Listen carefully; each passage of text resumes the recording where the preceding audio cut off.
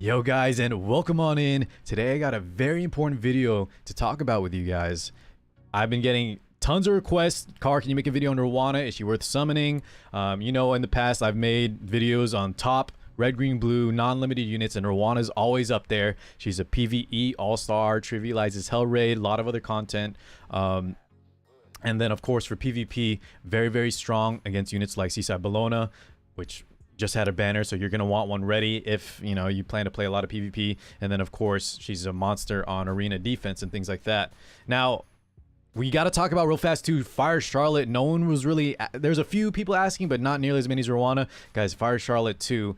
I never talked about her before because she's kind of been like middle tier, but just recently, I'll tell you guys this, a lot of the pros, high-level players are swearing by Fire Charlotte, and you might be surprised by the builds they're doing. She's also very, very strong in the current meta, so if you do plan to play a lot of RTA endgame, you might want to pick up one. But guys, before I go any further, and we're going to discuss Roana builds, we're going to discuss Charlotte builds, things like that. I'll help you out with those if you do decide to pull. But remember, guys, these could be smelling of bait banners. I mentioned that in one of my recent videos, guys. What does bait banner mean? It means Smilegate is trying to get you rid of those bookmarks, so that way maybe you'll have to swipe and spend for the future collaboration or Samurai Series. Now, remember, guys, none of that is still... No one knows for sure when those are coming out. However, we are getting a content patch stream on Tuesday next week. Excuse me, Wednesday morning next week. So, what you can do, a lot of people are predicting they're going to announce something big there, and it could be the new units. There is a small window, guys, if you want to wait. Now, remember, if you go down this road, you have to be very quick because it's less than 12 hours. I don't know the exact time frame, but after their announcement stream, if you pay attention, just check Reddit, maybe check my Discord, see what people are talking about. If there's no announcement and you have a lot of bookmarks, go ahead and pull for Roana or Fire Charlotte. We'll discuss their strengths and stuff in just a second. But if they do announce that there's going to be a collaboration or Samurai Series, you know, those are all limited units, in which case, if you're limited on bookmarks, guys, you still got to save, okay? So even if these are extremely powerful, they're not limited. You have a higher chance of them coming back or just pulling randomly, while the limiteds will only be there for that run until the rerun, if ever, okay? So that's my take. Sorry for the long intro. Let's get on and talk about Roana and then Fire Charlotte. All right, y'all, now that I got that out of the way, let's go ahead and start with our first unit here, Roana. Now, you know, in all my past videos, guys, I always praise Roana, and it's not just for her dang good looks. She's just so good. I do think for areas like real-time arena, her play use is getting a little bit less and less, only because the units she hard counters, people are either last picking or they prefer other options instead of using Roana as a defensive option. Maybe I think the meta right now is to play more aggressive. However, don't get me wrong, for everything else, I think she's still extremely powerful, and you want to have her for RTA, but we'll talk about that here in just a sec. Let's start with PvE, actually, okay? So PvE, guys. Hell Raid, if you're having trouble with Hell Raid, and you have the bookmarks to spare, I think you should definitely pick up Roana. Boys, quick commercial break, but you want to stay tuned till the end of this. I promise, even if you're free to play, we're partnering up once again with LOOTCAKES, and they're going to give a giveaway, but I'll tell you all that in a second. LOOTCAKES allows gamers to share their purchasing data from free-to-play games in exchange for digital gift card rewards. Whenever someone makes an in-game purchase, they receive an email receipt, and LOOTCAKES will allow you to share that data by linking your Gmail account where you receive those purchase receipts. So, let me show you guys right here some of my favorite games. Not just Epic 7, there's Steam games as well. But right now, guys, it is Gmail and US only. More options will open up in the future, and there's going to give another $50 giveaway. They've given many in the past, but one more time. As long as you use the invite link, I'll put in the description below. I'll put on the screen too. With a Gmail account by July 31st, you can enter and you can just have a chance to win a $50 giveaway. Not only that, guys, I want you guys to sign up too, because one, just you start earning passively even if you're a free-to-play spender, okay? Let me show you something. We're 200 members strong and growing. Join LOOTCAKES. That's my guild or my alliance here on LOOTCAKES.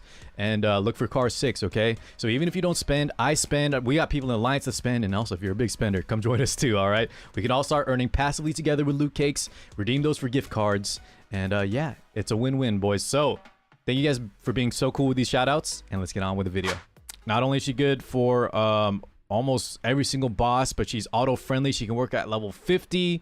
You may need to invest a few Molagora here and there, but I think she can work bare bones. Pretty much no investment. It just depends on your gear and the rest of your units. You may need to, you know, do some awakenings or invest a little bit of Mola here and there if we're just talking PvE. But for the most part, I'm pretty sure a lot of people have success just using Roana without any investment at all. Now, Hell Raids, Expeditions. I think she can even work in Advent. She's a PvE goddess. She'll help ease up all that difficulty with damage. She just helps you sustain. Yeah, for newer players especially, the earlier you pick up Roana, she'll help you get those Hell Raids on lock and focus on other areas of the game. So that's PvE aside. She's top tier for PvE, excuse me. Now for PvP, let's go ahead and start with, let's say, Arena. I think Roana is one of the best Arena units, especially on Arena defense. Why? Because a lot of people like to throw in their Seaside Bellonas on offense because she's extremely strong there. They press the auto button and she takes care of a lot of teams. Now that's why you see a lot of Roanas on defense. And remember guys, we just got the Seaside Bellona banner. So for Arena and real-time Arena, all the players in your bracket are probably going to be running their own Seaside Bellonas. It's nice to have that Roana as a counter pick for RTA, or to have her on your defense team so you don't get steamrolled by all the SSBs on offense. Let's go ahead and talk about various builds for PvP. Right here, guys, I just slapped on whatever free gear I have, and this works up to champion. Well, into, you know, high champion as well. Now, sometimes you may want to invest a little bit more gear here, more speed, more effect resist, you name it. Different builds too, but for the most part, I slapped on a free health set because I had it lying around. I have the immunity set. I do think immunity is nice if you're not going high effect resist, but overall, as long as she's on the field, she's providing her skill 2, which is the moneymaker. This is what makes her so strong against all those dual attack, counter attack, extra attack units. There's a ton out there, and if you use her properly, right, she's going to give your team so much healing, so much sustain, as well as combat readiness push.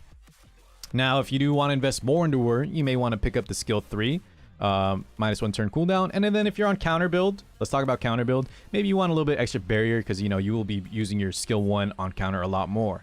If you do go counter build, you want to run, instead of Stella Harpa, Celestine, which, let me see if I can find one right here, guys. Right here, Celestine.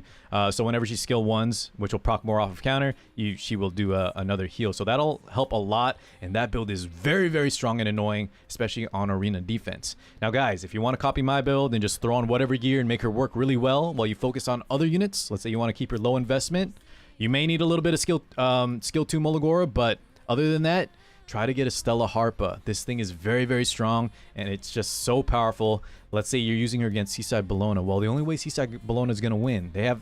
Well, first off, if you lock in Roana versus Seaside Bellona and they don't ban her, it's almost a guaranteed win. However, they can still, you know, steal a win from you if they land a defense break through her skill 2, or if they land an unhealable on the rest of your team with a skill 3, in which case Roana will not be able to sustain your team. Well, Stella Harpa helps out a ton with that, because anytime she gets hit and Seaside Bellona hits every unit without, you know, her skill 2 and skill 3 hit every unit, she's going to have a high chance to just dispel those annoying defense breaks, unhealable buffs every single time she counters, every single time she skill 3s, and anyone else on the team that may happen to hit her. So try to keep an eye out for this, guys. If you don't have it yet, maybe try the counter build on Celestine. There's a lot of other viable options too. If you build it faster, you can do Potion Vial.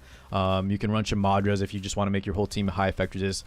Doctor's Bag is a new one. I haven't tested it yet personally, but there's a ton of strong Soul Weaver artifacts. But my first 2 suggestions, right? If you're on just a free-to-play whatever build, use Stella Harpa just for general purpose. And then if you're on counter build, I would really suggest using Celestine, especially for Arena defense. Okay, let's go on and talk about Fire Charlotte. So I mentioned in the intro, guys, that Fire Charlotte is meta. She's extremely powerful, and if you have extra bookmarks and you want to play RTA seriously, maybe consider pulling for her. Let's just go ahead and talk about her kit real fast, and then I'll show an example build sent by a friend of mine, and we'll talk about, you know, exclusive equipments, artifacts, stats you want to go for, etc. But first, if you weren't aware what makes her good, let's talk about Fire Charlotte. She got a rework recently. Actually, not recently. I think it was a year ago almost. Let me know, guys, in the comments below if you know when that rework or buff happened. It's been a minute. But basically, right now, guys, the way Fire Charlotte operates, she's a knight, a fire knight, that can hit area of effect, meaning she can hit all units. Why is that so good in the current meta? Why I think people are running her is because not only does she have access to powerful knight artifacts, powerful knight stats, she does a lot of damage on a bruiser build, and she can hit annoying units like Spectre Tenebria. She's a good landy counter, especially the ones that hide behind Guiding Light. Guys, she will take care of those problems for you while being tanky and doing a ton of damage. So if you look at the skill 1, right, it hits all targets when she is buffed, as well as always crits. A successful attack will always result in a critical hit. Her skill 2 just makes her tanky, gives her more attack. And skill 3, think of it like Ravi. Once she gets enough fighting spirit, she gets a very strong nuke. So overall, She's a knight that can hit these annoying units that are protected all the time. And her gearing, if let's say you can't roll crit chance, guys, the fact that you can roll all crit damage is very, very strong. Now, in terms of gearing, I think new players need to be aware of this. I haven't built mine yet. She's on my to-build list. I'm going to build her very soon, but I had this sent in by a friend of mine, Grim. Shout out to Grimstad.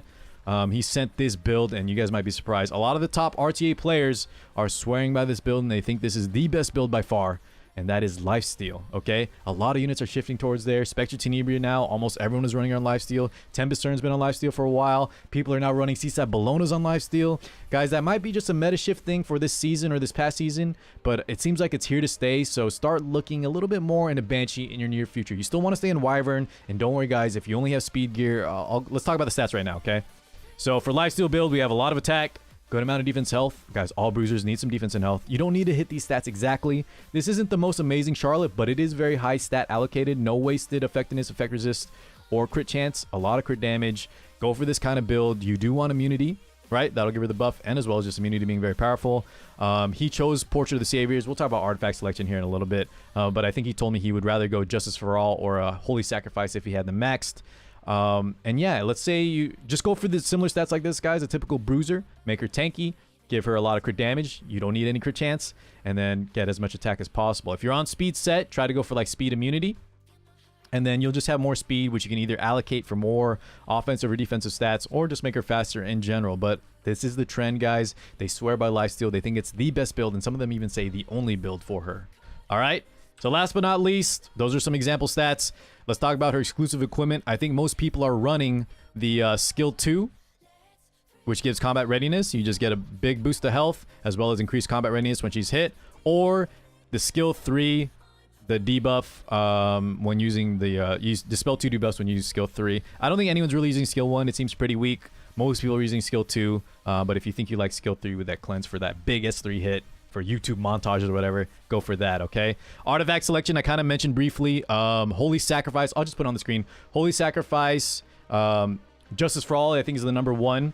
And then you even have, if you want to go damage, you can have Portrait of the Saviors or Symbol of Unity. And last but not least, you guys need to let me know on this because I think it's not fully tested yet, but Senya's newest artifact, I saw some people trying it out. It will work on her skill 1, and it adds a drink-like effect, a bonus proc that's based off your attack that gives extra damage AoE style. So Senya's newest artifact. But for now, stick to the tried and true if you're unsure, or if you don't have it. #1, Justice for All, Holy Sacrifice, and then if you want damage, Portrait or Symbol. Okay, guys, that's a quick Charlotte wrap-up. I'll let you know more when I build her myself, but she is very good. Just remember, guys, you might need to save for the limited units, the collab units. Stay tuned for the Wednesday patch update announcement. Fingers crossed. And yeah, guys, thanks for watching. Hope this helped some of y'all. I'll see you guys in the next one. Peace out, everybody.